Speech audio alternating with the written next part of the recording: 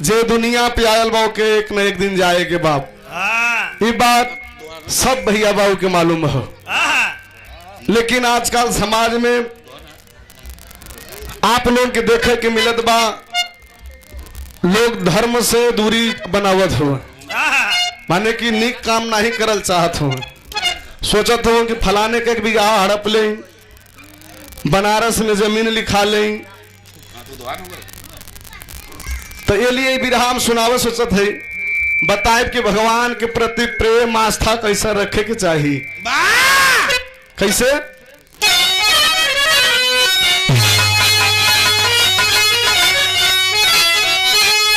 काग भी सुनने दे मुनिराई,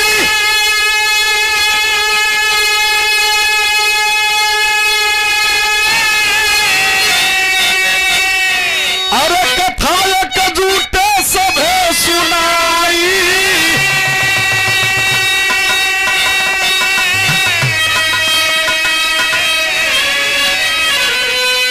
हंसने लगी सुलक्षणा कभी बीच खिलाए।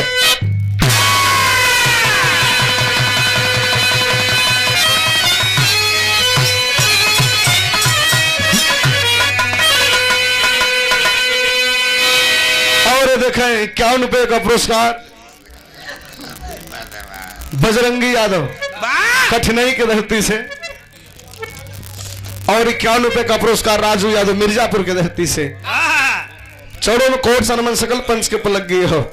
ए भैया, एक बार धरती पर काग भिसुंडी मुनि जी जन्म ले हो, भगवान उनका पूरा शरीरिया मनुष्य का बनौले हो, आई मुड़िया कौआ का लगा दे। काग भिसुंडी धरती पे सोच गई कि आखिरकार कर्तव्य कमाई में कहां से लेकिन लग गई कि पूरा शरीर मनुष्य को भगवान मुड़िया कौआ कर दे।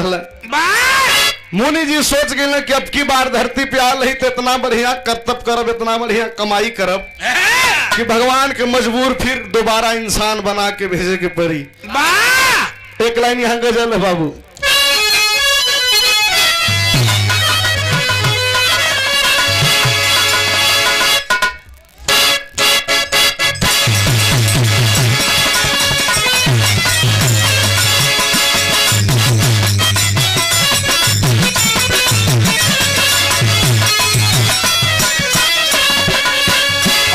के बड़े अच्छे कलाकार, सम्राट कलाकार हमारे बड़का भैया राम जनम भैया प्रणाम। वो है गजल हो। चोरी के मुहब्बत में हाय,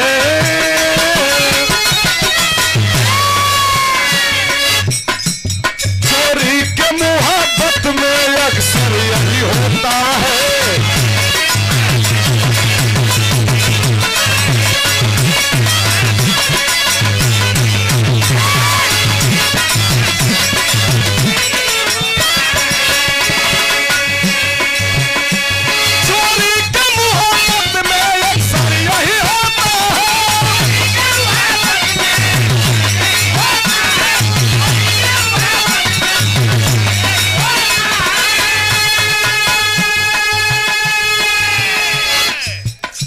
देखें युवा प्रधान पद के प्रत्याशी आप बड़े भैया सोनू भारती ग्राम नेहिया सरैया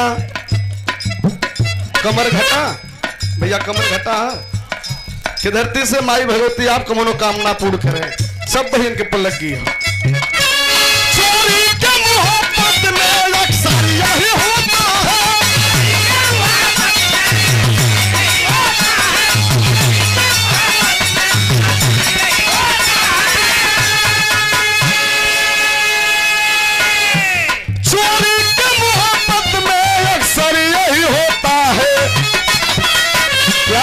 है, परवाज से आते हैं हाय, परवाज से आते हैं खिड़की से निकलते हैं,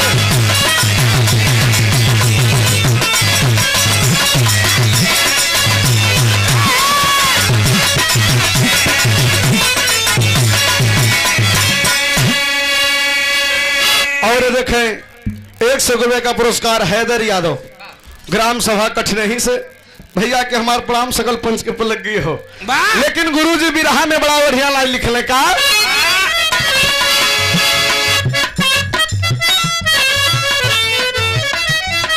और देखें 11 रुपए का पुरस्कार मटरू यादव मिर्जापुर के धरती से। भैया के हमारा प्रणाम देवले बाबू के आशीर्वाद हो। का लिखल है, धरती पे जन्म पाके हाय,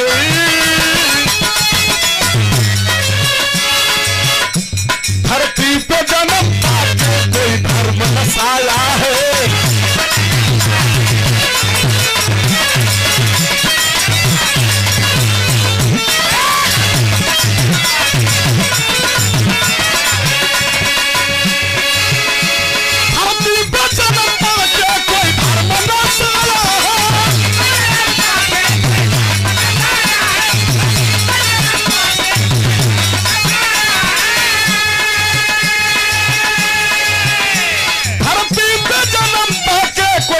नसाया है, नाली का कीड़ा बनता है,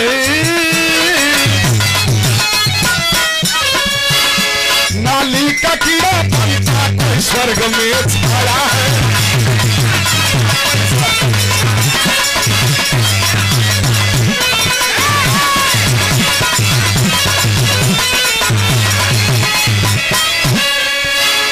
और देखें शुभम यादव कठिनाई की धरती से। बाबू के आशीर्वाद हो, माई भगवती जिंदगी के हर मोड़ पे तरक्की दें। ए भैया कवि जी लिखले कि धरती पे जन्म पाके कोई धर्म नसाया है, नाली का कीड़ा बनता कोई स्वर्ग में छाया है। आपे लोग बतियावाला के फलाने का चारों नाती मिलिट्री में भर्ती हो गई ले, तो ये सब पुरखन कमाई होले, जेकर पुरनिया पुरखा जैसन कर्तव्य कमाई करे वैसन संतान सुख भोगेला। ए भैया शांत रहा, मुनि जी का काम कर रहा, कहानी का शुरुआत हो।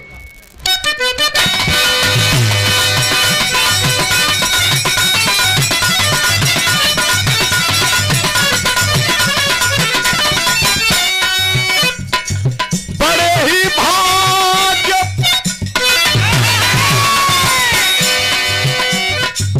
बड़े ही भाग्य से नरमान तन का पाता है, कोई सजाता है कोई उसे लुटाता है।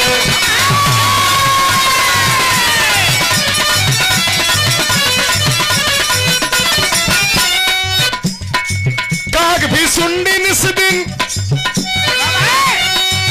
काग भी सुंडी निस दिन भीड़ को जुटाते थे, शाम की बेला में भक्ति भजन सुनाते थे।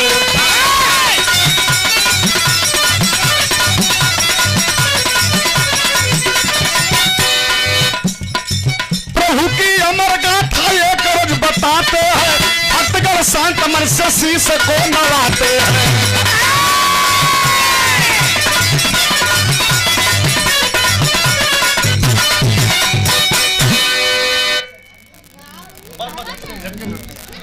और देखे कई बार पुरस्कार आल गार्जियन मलिकार महोदय श्री धुरी यादव जी आपकी ओर से झटके में एकदम 60 काट मारा थे। ए भैया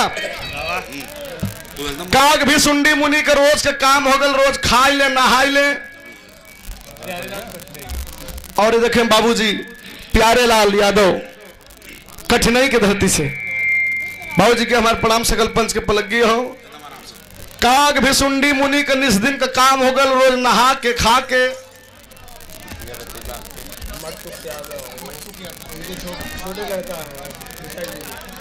अच्छा अच्छा, बाबूजी का छोटा बेटवा मट्टू के यादव आपकी ओर से 100 रुपए का पुरस्कार प्रदान हुआ। मालिक बाबूजी के स्वर्ग में उच्च स्थान दे। बाबा रोज सवेरे अपन झोला झक्कल कान्ही में टांग ले, गांव गांव घूमे लोगन, भैया बाबू बहनी से आवाज लगाओ, करो भैया। कुल काम धंधा कैला के बाद मात्र 10 मिनट का समय निकाल के बहरे गांव के बहरे बरगद के पेड़ के नीचे आ जाओ। कुछ हम बताए कुछ सुनाई। गांव के लोग गांव के लोग चलने कि बाबा कोनो खेला दे कहीं है, पुरनिया दादा चलने कि बाबा कोनो प्रवचन सुनई है, कोई में माई बहन भी लोग चल गई। बाबा आसन लगा के बैठ गई ना, लोग सुनत हुए। बाबा बतावत हो कि हे ले को हे भैया तनी घर चल जा लो।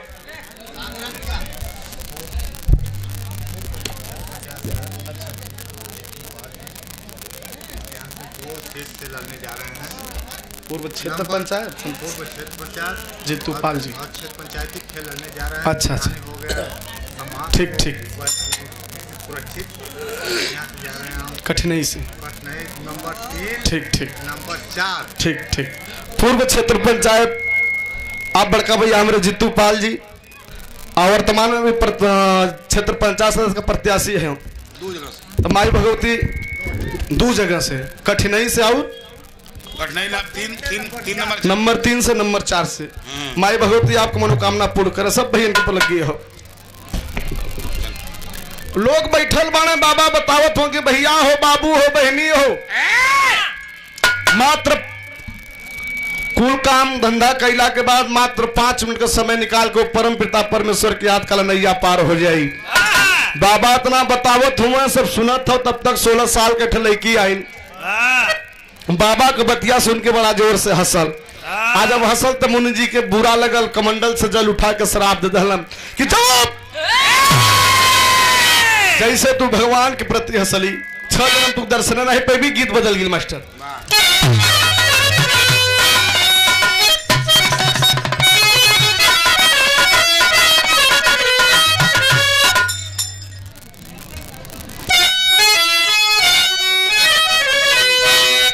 और देखें 51 रुपए का पुरस्कार कठिनाई से आप बाबूजी अर्जुन यादव जी आपकी ओर से प्रदान हुआ।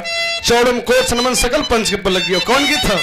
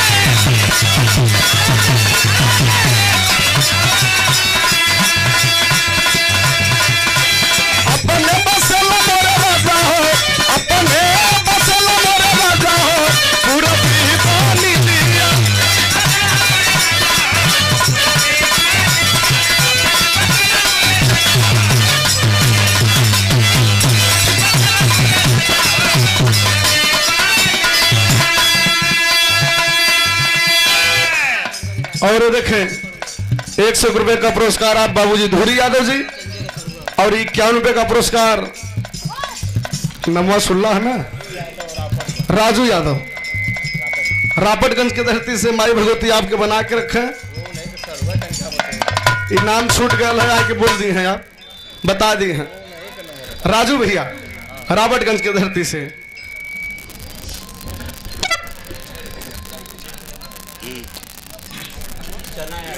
चना यादव अच्छा अच्छा ये देखिए हमारे धूरी भैया का भाई है चना यादव आपकी ओर से 100 रुपए का पुरस्कार सुंदर माला।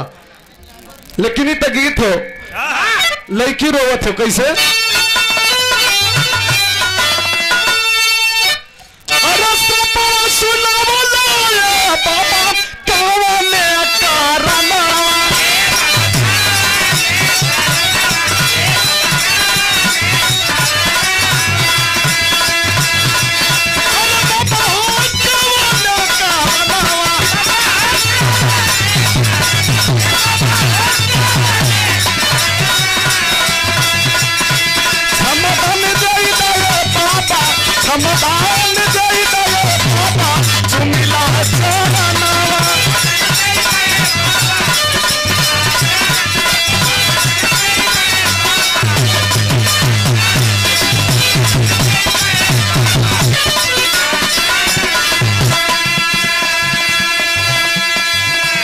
लड़की रोवत है कि बाबा हमार तो इतना गलती रह कि तेरे बतिया पे हंस दे।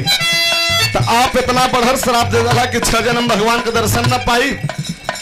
रोवत है लड़की का कहलस, अरे सोचल समझला ना बाबा पानिया पावराला।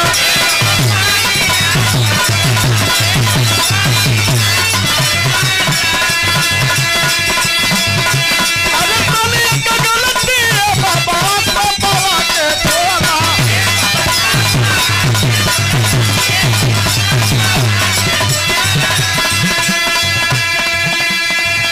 अच्छा मदान दई दई बाबा लेता पूर्णवा। लड़की रोवत है कि बाबा ऐसे बढ़िया तो हमारे जनवई ले लेता। बाबा कहले कि यो मस्त ऐसा ही होगा। ए भैया धीरे धीरे धीरे धीरे समय बीतल। उस लिखो धीरे धीरे लड़की का तबीयत जब बिगड़ गई हो, लाख उपचार दवा भल लेकिन सुधार नहीं भैया। तो यहाँ गीत बदल गई मास्टर। कहीं बैठक जात हो भैया, बैठक कहीं उठावा।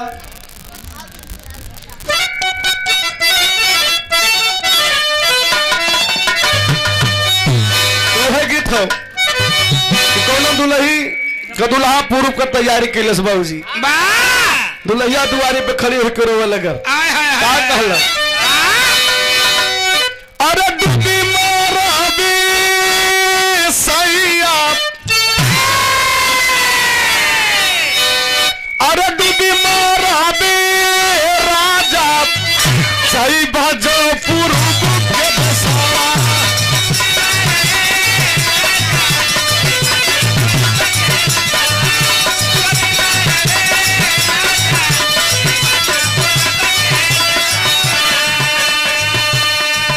लेकिन मुनि जी श्राप दहले कि 6 जन्म भगवान के दर्शन नहीं देवी। जब सुलक्षणाई धरती दुनिया छोड़ के परम पिता परमेश्वर के पास गई तो दूसर का जन्म पुलस।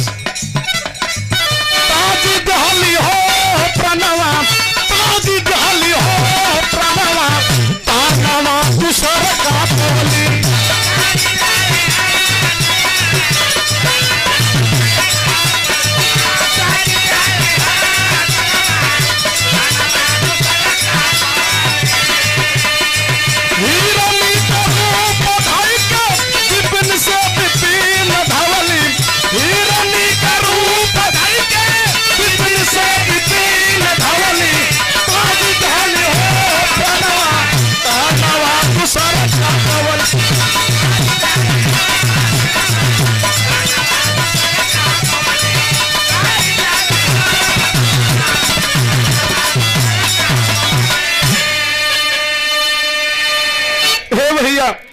दूसर का जन्म हिरनी के पुलस। बड़ी परेशान है, कभी यह जंगल कभी वह जंगल धावत है बाबा।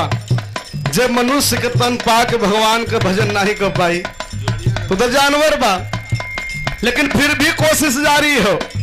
करत का बाप हिरनी का रूप कोई, हिरनी का रूप कोई, माह का समय बीतल।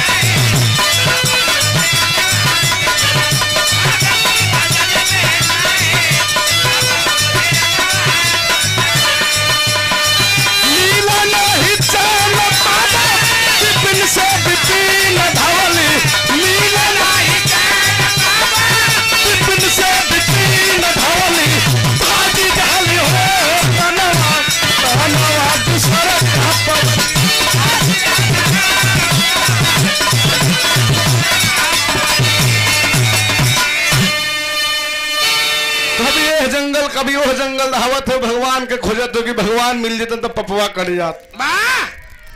लेकिन मुनि जी का श्राप रहल कि 6 जन्म दर्शन नहीं पैवी। ए भैया धीरे धीरे धीरे धीरे समय बीतल। आज जब समय बीतल हो पंचो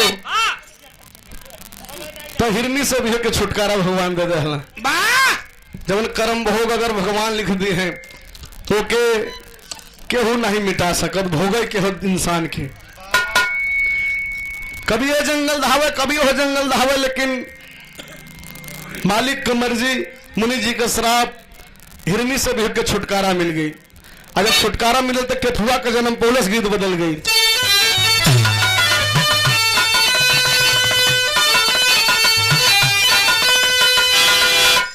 वह गीत हो लोग बतावल हमें तो देखले भी ना रहे। विराह सम्राट स्वर्गीय रामदेव उस्ताद गीत गाँव है। कैसे गाँव है?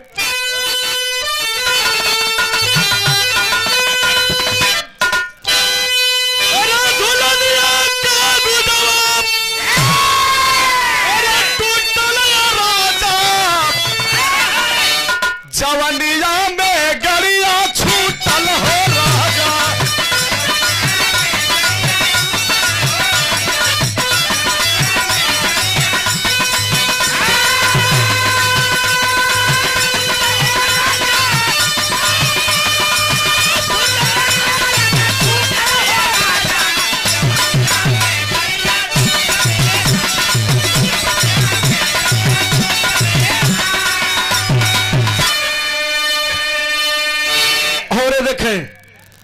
दादाजी के आप नाती हुए, कई बार पुरस्कार मिले। मनोज भैया आपके ओर से प्रदान भले, माई भगवती आपके बना के रखें। का करबा थोड़ा मौसम का हेर फेर बा, सर्दी जुकाम भइल हो, लेकिन मेहनत उतने रही का।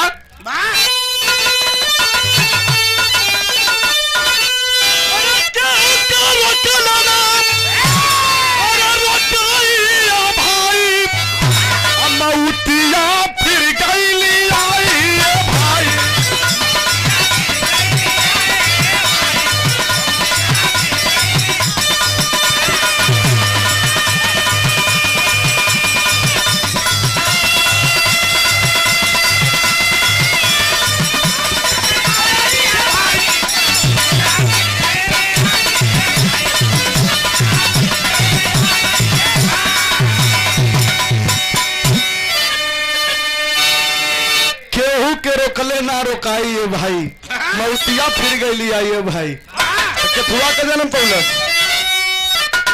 कि पैदा हो भइली खटिक के भावनावा, और सूरी का पवले हो बाटी जनमवा।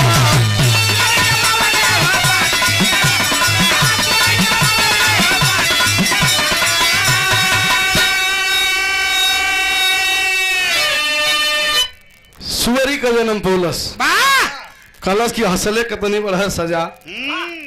भगवान ने कौन दिन दिखावत हुआ जब सुअरी से छुटकारा मिलल तो जन्म पौलस कि गौरैया बन के कुदाल डारी डारी, अरे पचवा में गोह बन के आइल बेचारी।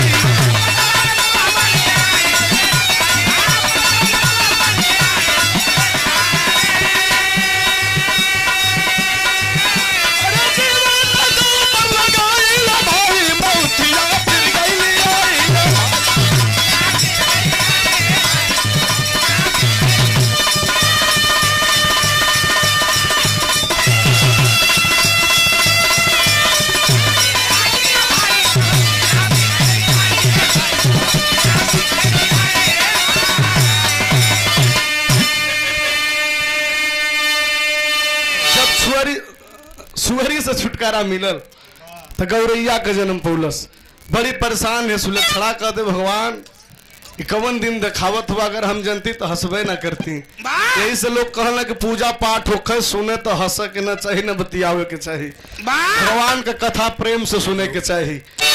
ये भैया गौरैया बन के कभी ये डार पे कभी हो डार पे कुदत हो, भगवान के खोजत हो कि भगवान दर्शनवा दे देता श्रपवा करी जात। लेकिन मुनि जी तो श्राप दिले हो कि 6 जन्म दर्शन नहीं पेबी।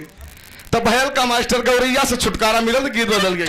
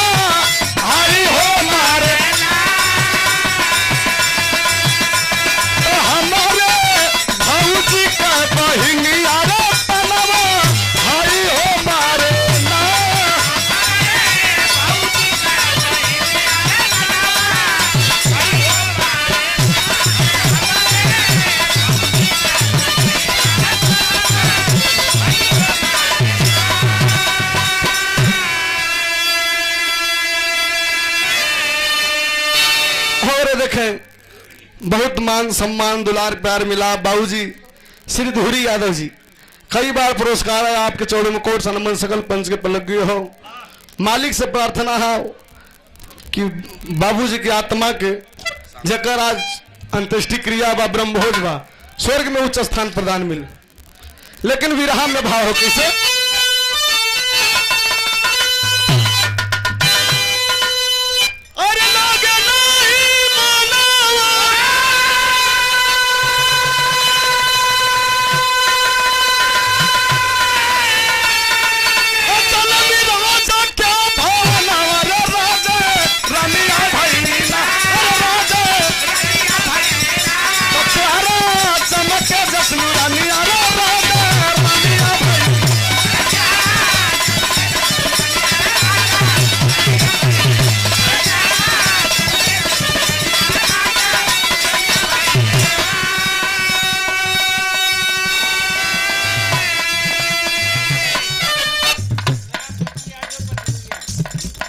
देखें 100 रुपए का पुरस्कार आप परम सम्मानित आदरणीय श्री रामपति यादव पथरौलिया के धरती से। बाबू जी के हमारे प्रणाम सकल पंच के पलक गए हो।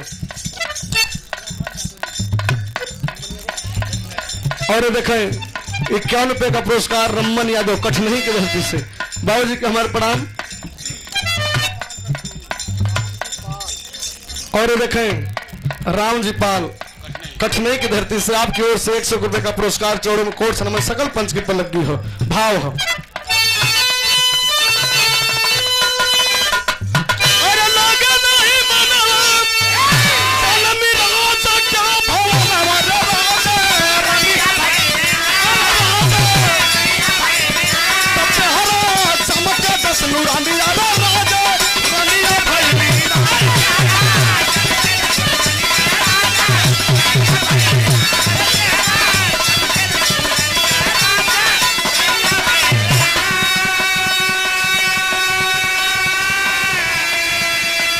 राजा के घरे बिटिया के रूप में जन्मल कभी भी लिखल है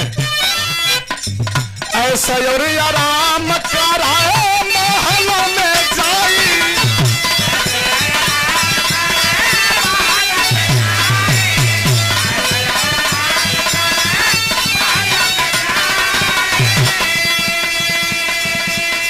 नौकर चाकर जामी के कारम से वकाई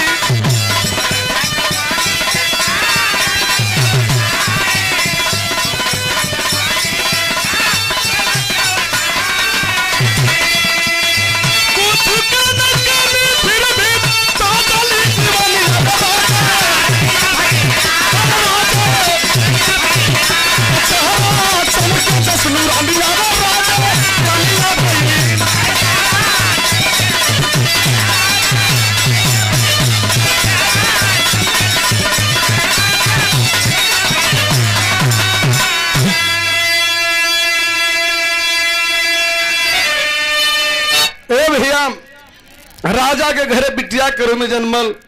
राजा का घर हिले बा कुछ कमी नहीं बाप, लेकिन मुनि जी का शराब पीछा नहीं छोड़ा था। राजा के घरे बिटिया के रूप में जन्मल। राजा बड़ा खुश हुए। एक दिन अकस्मात बिटिया रानी की तबीयत बिगड़ गई। जब बिगड़ल हो बाबू राजा बड़ा परेशान भइले।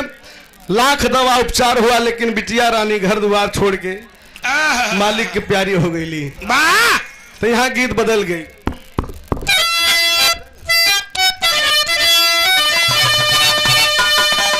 तो है गीत हो ये पहले के माई बहन गावे, बहुत पहले जब उसमें चिट्ठी उट्ठी चलत रहा। कैसे कि कई हुई है सड़क पे, कि कई हुई है सड़क पे, लाखों तो हुई है, कहीं हुई है।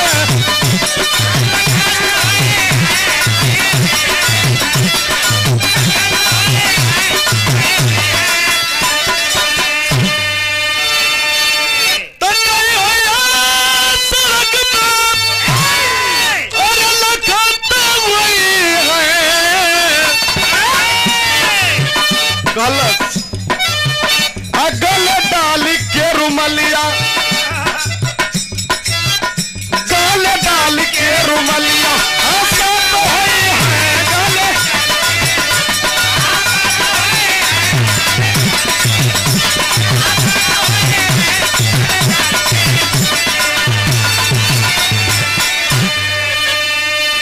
बिरहा हमारा आखिरी हो।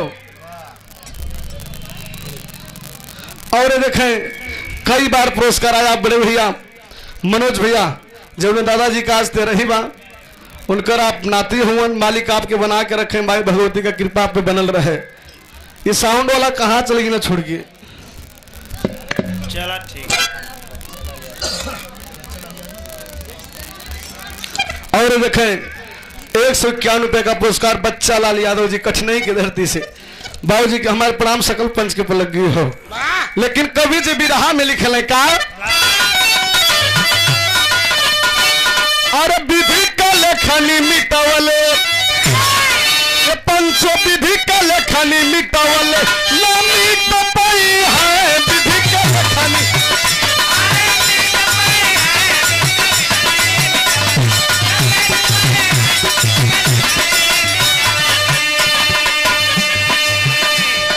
विधि का लेखनी मिटावले ना मिट पाई है। जब वो के राजा के घरे लड़की के रूप में जन्मल छुटकारा मिलल नया तन पौलस केथुआ के पौलस अंतरा में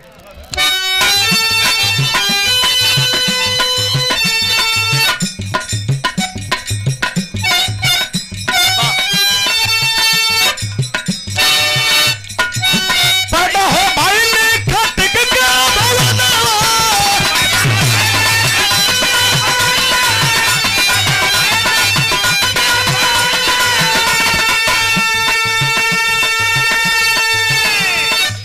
भैया जन्म सतवा भेद के भवना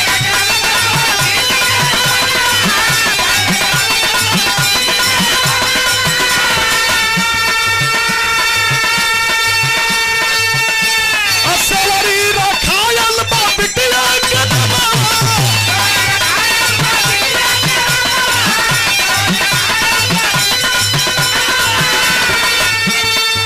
कोई चलल ना मरना ना मीट होई है विधि का लेखनी मिटावले ना मीट पाई है।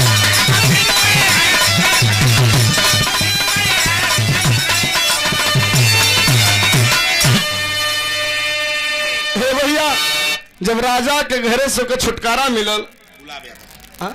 गुलाब यादव। गुलाब। और देखें 100 रुपए का पुरस्कार आप परम सम्मानित आदरणीय श्री गुलाब यादव कहां से कठिनाई की धरती से भैया के हमारा प्रणाम सकल पंच के पलक गए हो।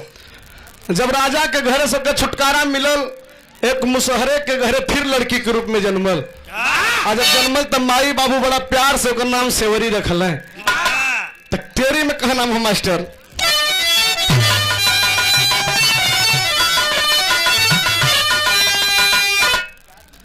अरे मोरे राम बाबा जियो। अरे रंगाई रंग प्रभु के सेवरी हम इस दिन करो भजन ही रामे राम बसाई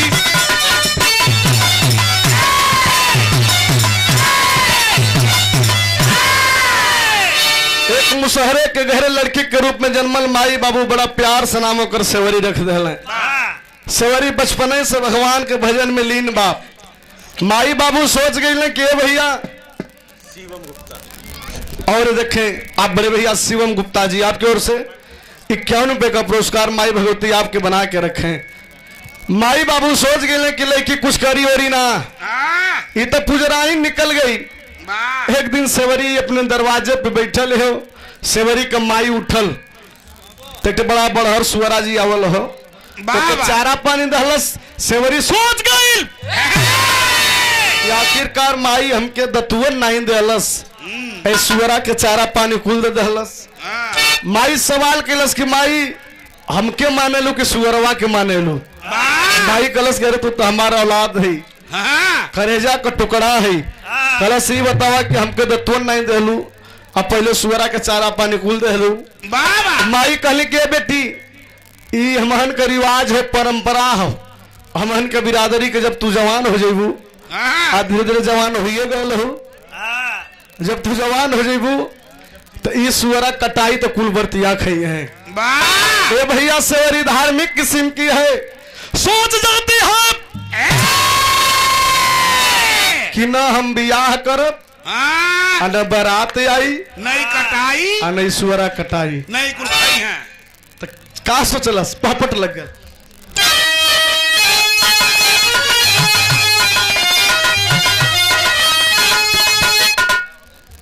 अरे हम ना करब अपन कब सगाई खाई सुअरा के, हमरा चलते दूसर के ऊ कटाई खाई सुअरा के।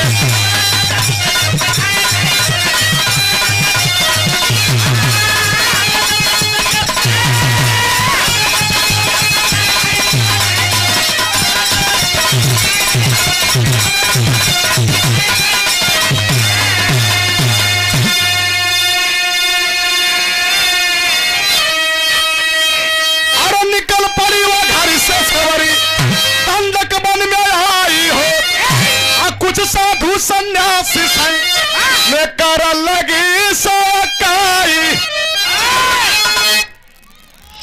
चोरी से उठल, माई बाबू सुतले हुए, रात में उठल चोरी से, अपन कपड़ा सपड़ा सब बटोरलस। जब कुल बटोरलस धीरे से निकलल, दंडक वन में पहुंचल।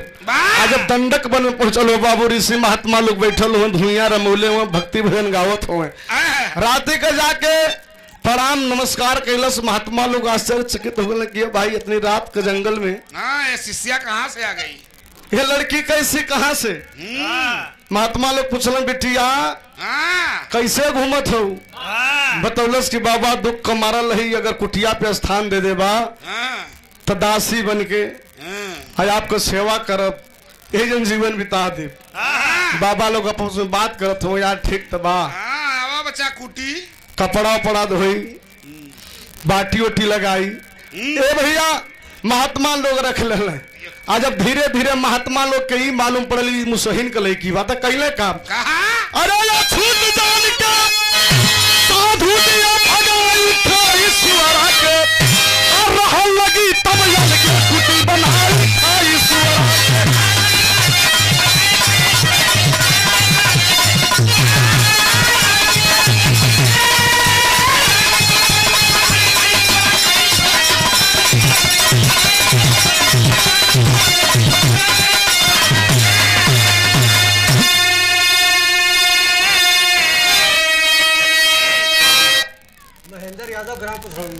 और देखे बड़ा दागी के साथ आप पहले हम ठेका पे आप पादरी श्री महेंद्र यादव, पथरौलिया की धरती से माई भगवती आपके बना के रखे, जिंदगी के हर मोड़ में तरक्की मिले, सब पंच के हमार प्रणाम होखे। ए भैया महात्मा लोग के मालूम हो गई मुसहिन का लड़की बा, महात्मा लोग सेवरी का अपमान करके हो बाबू कुटिया से भगा दे। आज जब भगौले तो सेवरी तो भगवान की एकदम दीवानी हो गई हो।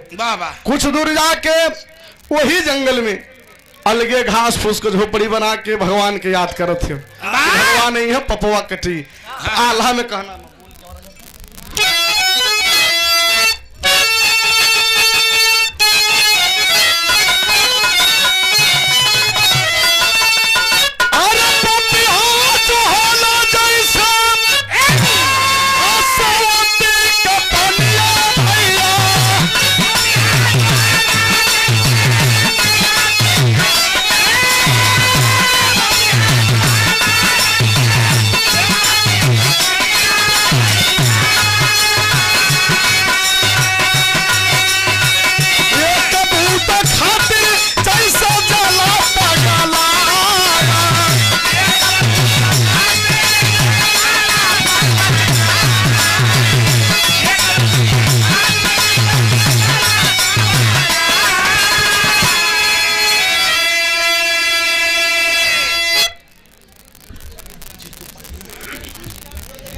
और देखें दूसरा पुरस्कार क्षेत्र पंचायत सदस्य के उम्मीदवार हुए और भूतपूर्व में रह चुकल भी हूँ और दो जगह से लड़त हूँ, नंबर 3 से नंबर 4 से। माई भगवती विंध्याचल करें कि आपका मनोकामना पूर्ण होखे भैल का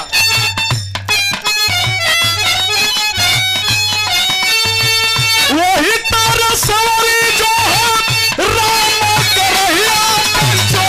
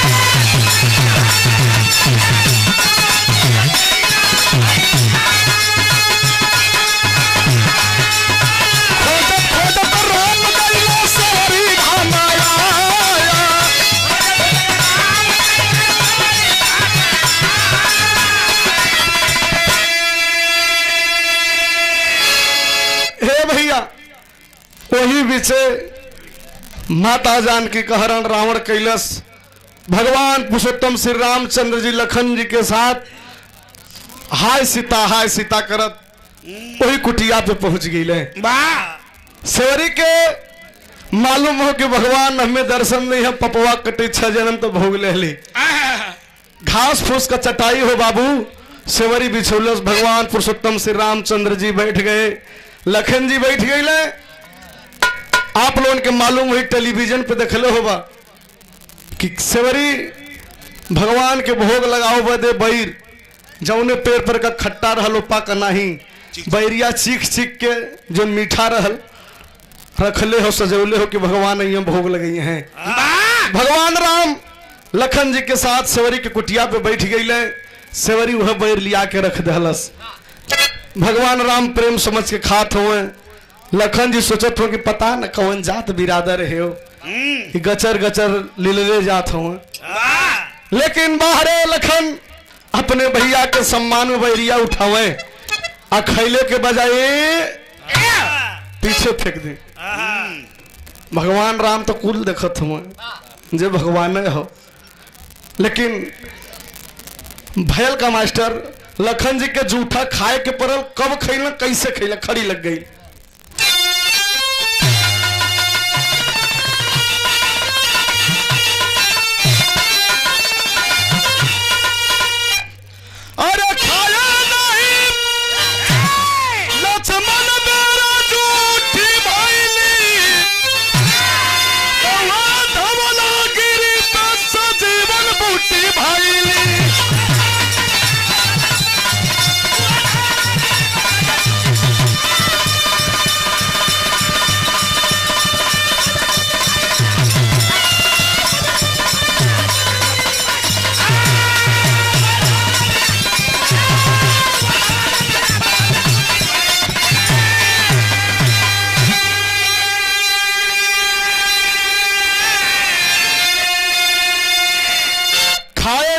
लक्ष्मण बेर जूठी भैली वह धवलागिरी पे सजीवन बूटी भैली कब खैला अरे भैली लड़ाई राम रावण माया बनावा लक्ष्मण के शक्ति बनावा।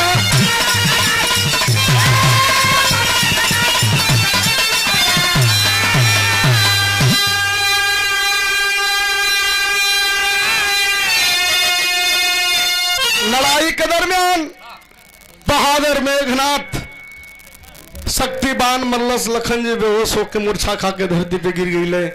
पूरा रामा दल में शोक का लहर दौड़ गई। भगवान राम सोचत हुए कि अयोध्या में जाए कवन मुंह लेके लेकिन सुसैन वैद आए उपचार बताए हनुमान जी गई धौला गिरिराज के लेके अले वह सजीवनी पीस के पियाल गिल तो लखन उठ के ताका लगल नाम हो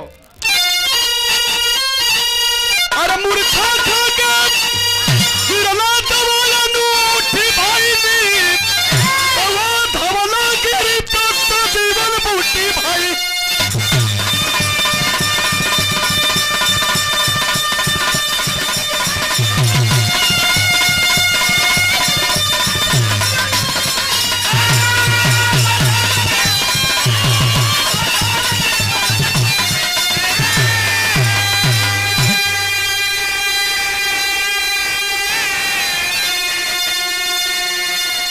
सजीवनी पियावल गई तो लखन जी उठ के ताका लगल।